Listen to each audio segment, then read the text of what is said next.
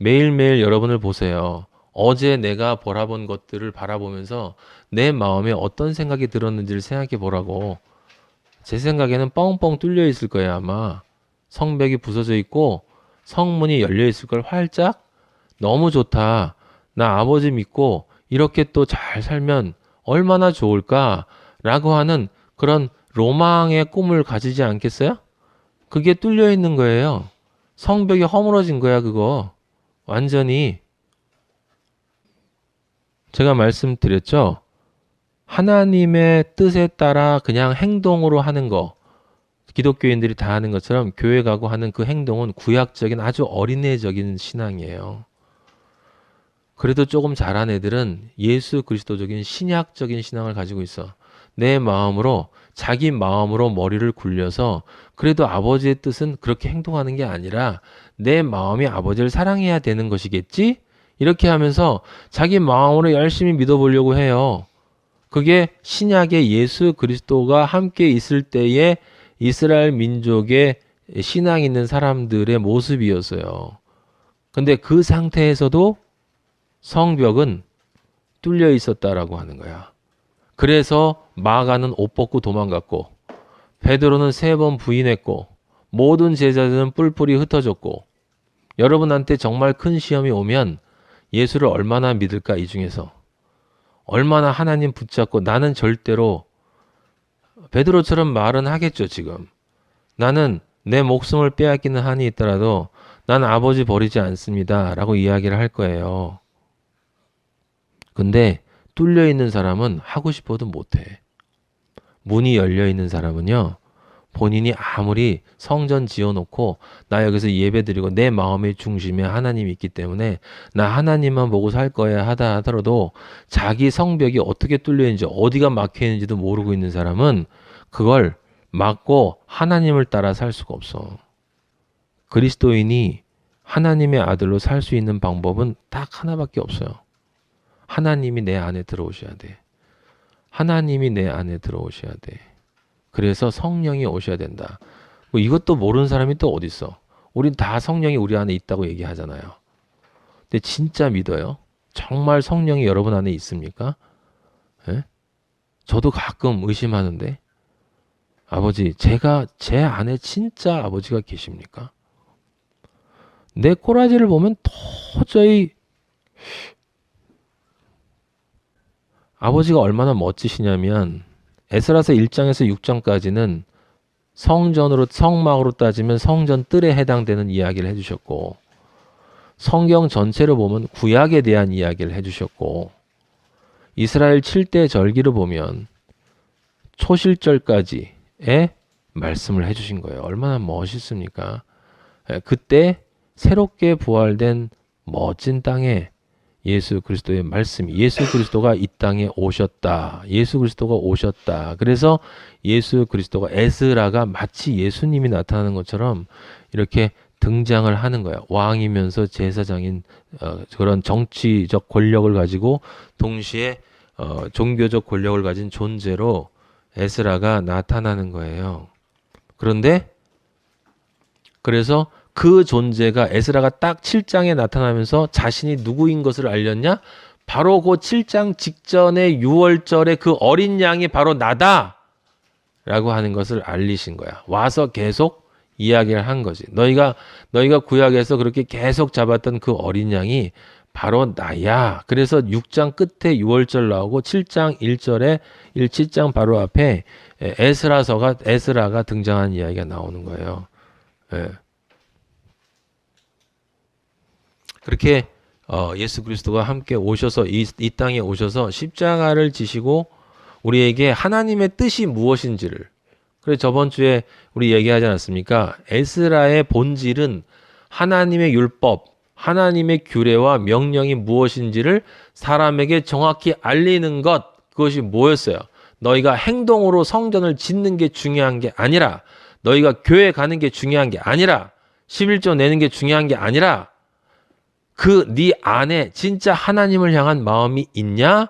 그렇게 있어야만 실제 믿는 거다. 라고 하는 이야기를 해 주셨죠. 구약 때도 영과 혼과 육의 믿음이 필요하다고 이야기를 한 거예요. 수룹바벨 때도. 그런데 에스라서도 와도 똑같이 영과 혼과 육을 얘기했잖아. 하지만 중심은 우리는 구약 때는 어린아이의 믿음이고 여러분이 처음 예수님 믿었을 때 어린아이의 믿음. 근데 이제 조금 지나면 이제 청년의 믿음.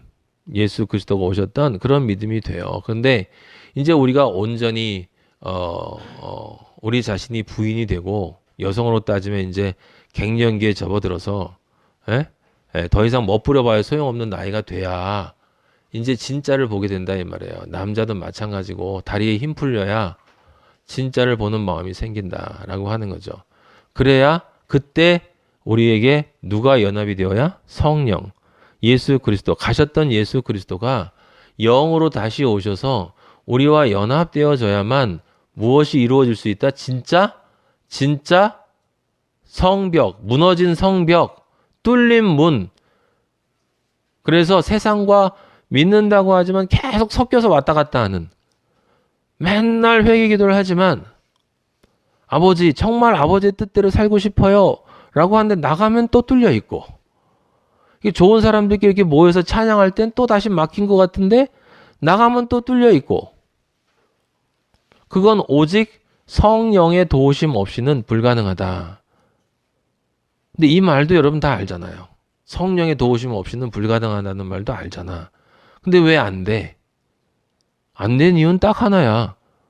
성령에 의지한다는 말은 하지만 사실은 실제 성령에 의지하고 싶은 마음이 아직 별로 없는 거고, 그 성령을 사실은 아직 별로 잘 믿지 못하는 거고, 아직도 여러분은 여러분 자신을 너무 믿어. 계산하고 생각하고 미래를 준비하고 요렇게 해야 5년은 살겠구나, 10년은 살겠구나, 요렇게 해야 직장을 가지겠구나. 얼마나 머리들을 굴립니까 우리 인간이. 그렇게 하는 동안에는 성령의 도우심이 우리를 도와줄 수가 없어요. 왜냐하면 내 마음 안에 나의 인간 이성의 생각이 가득 차 있기 때문에, 믿음이라는 건 그 인간 이성으로부터 뛰어서 성령의 이성으로 뛰어넘는 건데, 그 인간의 이성을 내 안에 가득 채워놓으면 나는 늘 뚫린 문이야. 늘 뚫린 문이에요. 반드시 어느 순간에 어떤 기점으로 여러분이 그 믿음의 도약을 실제로 행동을 통해서 내 이성으로 생각하지 않고 오직 성령께서 나를 진짜 인도하시니 나는 그 인도하심을 믿고 결단하고 행동하겠습니다 라는 것을 경험하고 그걸 실제로 행하고, 그렇게 했을 때 하나님 아버지가 나를 이끄시는 것을 경험하지 못하면 믿음이 결코 자랄 수 없어요. 여러분의 믿음은 죽을 때까지 그 혼의 믿음에 머무르게 되는 거예요. 네, 그런 상태에서 이제 성경 지식은 많아지니 아는 건 많고 더 힘들어지는 거야. 점점 더. 네. 그럼 느헤미야서가 무슨 이야기를 하는지 알겠죠?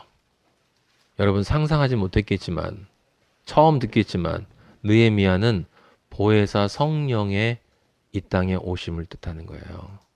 보혜사 성령의 이 땅에 오심을 뜻하는 거야. 오순절 다음에 뭐가 있다고 그랬어요? 나팔절이 있었지. 나팔절은 무슨 뜻? 말씀이 선포되고 심판이 이루어지는 것. 여러분의 말씀이 진리의 말씀으로 진짜 선포가 되면, 지금 저를 통해서 말씀이 선포되는 것처럼, 그러면 우리 안에 있는 아직도 성령에 의지하지 못하는 것들은 찔리게 되어 있거든. 당연히 찔리게 돼 있어. 왜냐하면 부서져 있으니까. 성령이 오면 그 벌거벗음이 드러난단 말이에요. 말씀이 떨어지면 내가 아직 성령에 연합되어 있지 않은 부분이 있기 때문에 그게 있는 사람들은 불편해지게 돼 있어. 불편해지지 않으면 그게 이상한 거야. 그건 너무 뻔뻔한 거기 때문에 차라리 그건 안 믿는 게 나아요. 근데 정상인 경우엔 당연히 불편해지게 돼 있어. 근데 그 불편함을 내가 어떻게 대응하느냐가, 내가 진리의 그리스도인이 되어지는가, 아니면 중간에 멈춰서 마지막에 알곡이냐 가라지냐로 갈라질 수 있는 길이 바로 거기에 있는 거예요. 즉 성령이 나에게 안타까움과 탄식으로 너 거기 머물러 있으면 안 된다라고 하는 그 말씀을 내 안에 줄 때 나의 영의 양심을 통해서 인간의 양심 말고 마음의 양심 말고 마음의 양심은 인간적인 악을 행할 때 나타나는 거고 하나님에 대한 양심은 내가 하나님을 전심으로 사랑하지 않을 때 나오는 양심이에요. 그 양심은 언제 타오르냐면 진리의 말씀이 이렇게 오늘처럼 가끔이지만 대부분이 다 가짜니까 하지만 진짜가 떨어질 때 회개를 외치고 십자가를 외치고 진리를 외치는 소리가 떨어지면 안에 성령이 들어가 있던 사람은 그 양심의 가책을 느낄 수밖에 없는 거예요. 영의 양심에 진짜 양심의 가책. 근데 그 양심의 가책을 듣지 않으면 그냥 그렇게 살다가 가는 거야. 세상 나이와 영의 나이는 속도도 다르고 양도 다르고 방향도 달라. 요한복음 14장 15절 찾아보세요. 너희가 나를 사랑하면 나의 계명을 지키리라. 15절. 내가 아버지께 구하겠으니 지금 뭐 아버지가 예수 그리스도가 뭐 하고 있어요? 지금 구하고 있잖아. 구하고 1장에서 2장에서 구하고 있잖아요. 왜? 들었거든. 그리스도인들이 찌질하게 살아가고 있다는 거. 성벽이 다 허물어져 있고 성문이 다 열려 있다는 거. 그대로 놔두면 그리스도가 보혜사 성령을 보내지 않으면 이 땅에서 예수님이 십자가 달리고 돌아가셨다 할지라도 구원받을 자가 없다 이 말이에요. 없다 이 말이야. 우리는 그렇게 그 정도라 이 말이에요. 우리 인간이라는 게. 그래서 아버지께 내가 가서 구할 거야. 그럼 그가 또 다른 보혜사 바로 나야. 난데 내가 보혜사 옆에서 파라클레이토스는 옆에서 도와준다. 옆에서 변호한다. 옆에서 도와주고 보호하고 그러니까 보혜사라는 건 뭐야? 보호해주고 은혜를 내려주고 그래서 실제 승리로 나아갈 수 있도록 그리스도인들을 보좌해주는 이끌어주고 보호해주고 책망해주고 죄에 대해서 의에 대해서 심판에 대해서 깨우쳐주고 가라고 독려하고 위로하고 이끌어주고 못 가면은 대신 탄식해주고 그러면 대신 기도해주고 기도도 못할 정도가 되면 그러면서 어떻게든지 이놈들을 이끌고 하나님이 원하는 그 성전으로 완성시키기 위해서 내가 다시 올 거야 진짜로 지금 내가 부활절 6월절 어린 양으로 죽었지만 그리고 부활해서 승리의 초실절이 됐지만 그것으로는 너희들이 구원을 못해. 내가 너희 안에 들어가야 돼. 내가 너희 안에 들어가야 된다. 그래서 거기 15절 보면 그가 뭐라고요? 너희와 나는 영원토록 너희와 함께 있겠다. 영원토록. 여러분이 진짜 그리스도인이 맞다면 성령은 영원토록 떠나지 않아요. 그는 진리의 영이라. 근데 뭐라고 그러냐면 세상은 능히 그를 받지 못하나니. 느헤미야가 오는데 이쪽 세상 사람들이 봐도 아니야. 보지도 못하고 알지도 못해. 그러나 너희는 그를 아나니 그는 너희와 함께 계시며 너희 속에 계심이라. 내가 너희를 고아와 같이 버려두지 아니하고. 고아가 무슨 상태? 성벽이 다 허물어진 상태. 고아와 같이 버려두지 아니하고 너희에게로 오리라. 골로새서 1장 26절 찾아보세요. 이 비밀은 만세와 만대로부터 감추어졌던 것인데 이제는 그의 성도들에게 나타났고 하나님이 그들로 감추어졌던 거란 얘기예요. 지금 이 말도 여러분 느헤미야와 에스라서에 있는 이 신비하고 멋진 이 비밀도 감추어져 있던 거예요. 그러니까 사람들이 못 읽으니까 그냥 다 눈에 보이는 거로만 읽는 거지. 이제는 그의 성도들에게 나타났어. 진리를 정말 갈구하는 사람. 왜 이게 저 같은 별볼 없는 놈한테 이게 열려서 여러분에게 말씀이 전해진 줄 알겠어요? 지금 말세가 거의 다 됐기 때문에 예수님 오실 때가 다 됐기 때문에 이제 이 비밀이 끝까지 거의 다 풀어진단 말이에요. 지금까지는 그게 다 풀어지지 않아도 앞으로 여러분 가운데 저 다음에 여러분들을 통해서 진짜 여러분이 그리스도인 맞다면 아버지가 더 많은 성경을 풀어주실 거야. 진짜 끝까지. 단 하나도 남겨놓지 않고 이 성경 안에 있는 모든 영적 의미를 다 풀어주신다고. 재림하시기 전에. 하나님이 그들로 하여금 이 비밀의 영광이 이방인 가운데 얼마나 이 지금 얼마나 우리한테 풍성해. 알게 하려 하심이라. 이 비밀은 너희 안에 계신 그리스도니 곧 영광의 소망이니라. 당연히 소망이지. 성벽이 재건되고 문이 재건돼서 진짜 완성되어질 그것에 대한 소망. 하나님의 아들로 완성되어질 그 소망. 요한복음 15장으로 다시 돌아가 봐요. 여러분 요한복음 14장에서 16장 사이는 예수 그리스도가 성령에 대해서 쓰신 글이기 때문에 여러분 그거 아주 자세하게 읽어봐야 돼. 그거를 놓치면 절대 하나님 아들 못 돼요, 여러분. 이 비밀을 모르면 아무 소용 없어. 몇백 년을 하나님 아버지 앞에 무슨 짓거리를 하든 소용이 없다니까. 예수님 믿는다고 십자가 저기 세워놓고 무슨 패션 같은 그런 영화 보면서 아 예수님 정말 날 위해 돌아가셨다니 당신 거기 계신데 정말 아프셨겠군요. 나와 예수 그리스도가 분리되어 있으면 아무리 내가 그 예수 그리스도에 감동을 한다 해도 나는 그리스도인이 아니에요. 여러분 진짜와 가짜를 구분하기 힘든 게 그런 거야. 그래서 가짜들이 더 많이 울어. 가짜들이 더 홀리한 것처럼 보이고 가짜들이 더 훨씬 더 종교적이에요. 진짜는 힘들어. 왜 그런지 알아? 내 안에 있는 예수 그리스도를 따라가야 되니까. 내 안에 있는 예수 그리스도가 살아나야 되고 내 안에 원래 있던 내 옛자는 죽어야 되니까 이게 얼마나 힘든데. 그런데 그걸 기쁨으로 또 살아야 돼. 그러니까 그리스도인 아닌 사람은 죽었다 깨나도 못 살아. 요한복음 15장 26절에 보면 내가 아버지께로부터 너에게 보낼 보혜사. 지금 이게 누구로 상징된 거야? 느헤미야. 위로하신다고요. 위로하신다고. 얼마나 힘드니? 이 쓰러져 버린 성벽에서 열린 문을 가지고 그리스도인으로 살아가는 게 얼마나 힘드니? 내가 도와주겠다. 내가 도와주겠다. 보호해주겠다. 은혜를 내려주겠다.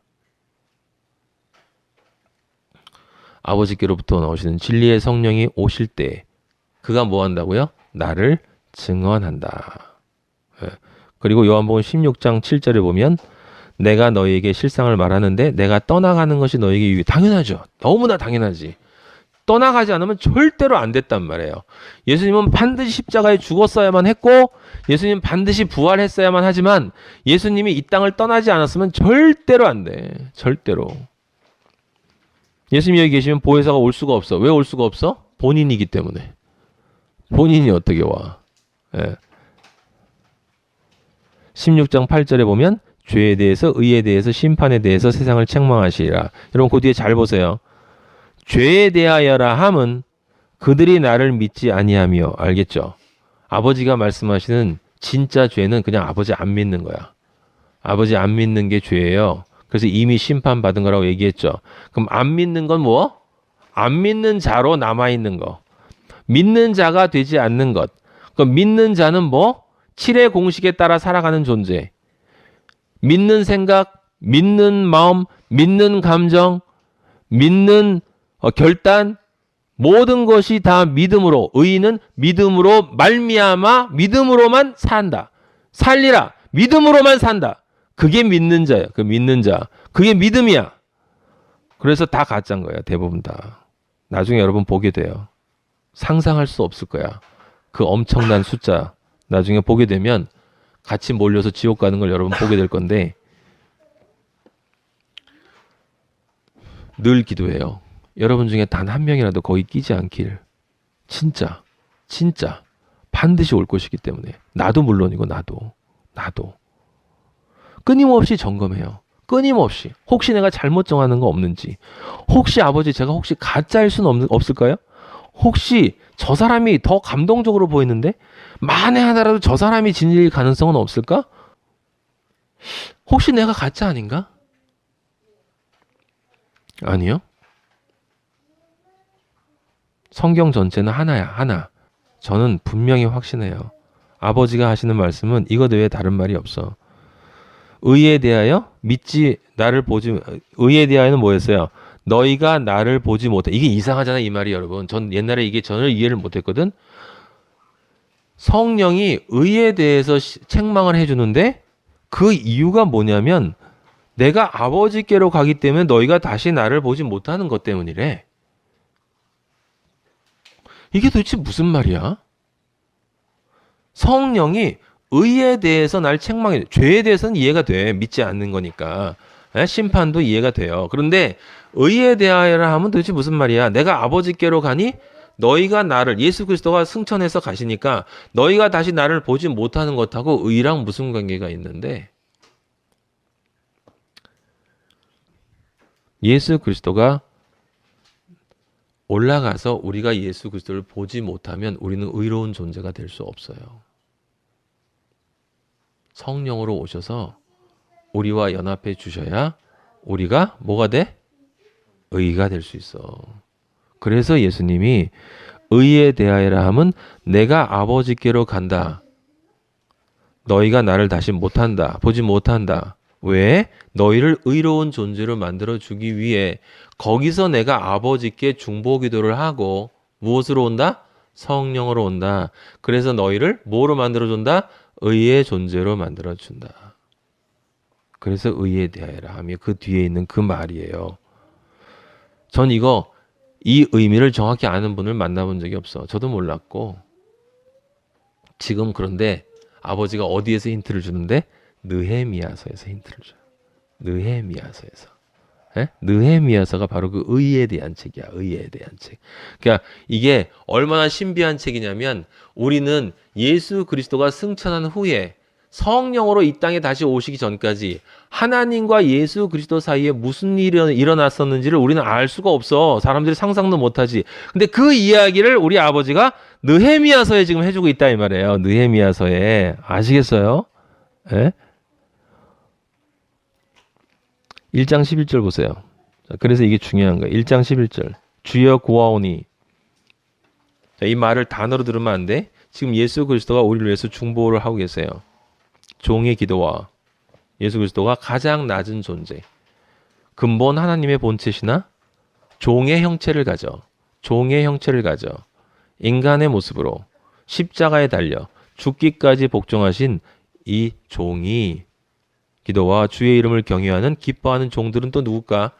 그리스도와 똑같이 되는 그리스도인들, 예수 그리스도의 형제들, 우리들이 그렇게 되어야 되겠지. 그들의 기도를 들으시고 그 종들의 기도는 어디 있을까? 천국에 있는 그 종들의 기도를 함께 들으시고 여러분 우리 이전에 있었던 모든 그리스도인들이 여러분과 저를 위해서 기도하고 있어요. 천국에서. 잘 이겨내고 오라고. 진짜 진리를 절대로 벗어나지 말라고. 오늘 종일 형통하여 이 사람들 앞에서 은혜를 입게 하옵소서 하였더니 자, 그 다음에 뚱딴지 같은 말이 나온다니까? 그때 내가 왕의 술관원이 되었대. 에? 아니, 이거를 사람들이 그냥 당연하게 생각하면서 기껏 하낸다는 건 술관원이 그 당시에 뭘 했느냐? 아, 이건 총리 비슷한 비서실장의 경호실장이었기 때문에 가장 가까이 있었고, 그러면 비서실장이나 무슨 실랑이라고 그러지? 왜 술관원이라고 했어? 그리고 그 다음에 2장 1절에 보면, 아닥사스다 왕 제20년 니산월에 니산월이 무슨 날인데 6월절이 있었던데 왕 앞에 포도주가 있기로 내가 그 포도주를 왕에게 드렸는데 지금 이 말씀을 우리에게 주시기 위해서 아버지가 그 위에 느헤미야를 술관원이라고 한 거예요. 술이 아니라 포도주. 포도주는 뭐? 보혈.